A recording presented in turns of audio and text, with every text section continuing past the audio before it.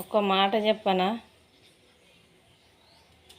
మనము ఆపదలు ఉన్నోళ్ళని ఆదుకోవాలి. నేర్చుకోండి చూసి. ఎందుకంటే మనం ఒకరిని ఆదుకుంటే మనల్ని దేవుడు కూడా ఆదుకుంటుంది. అవునా కాదా? అయితే మనకు ఒకరి మేలు మనము కోరుకున్నాం అనుకో, మన మేలు దేవుడు కోరుకుంటుంది. ఎందుకంటే దేవుడు లేని మనం లేం కదా.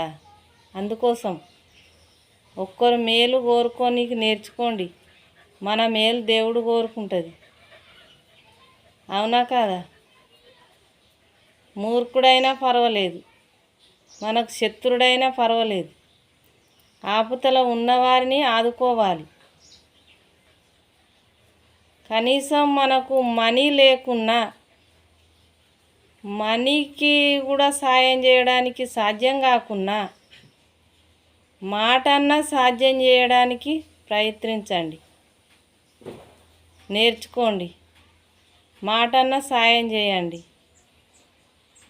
అవునా?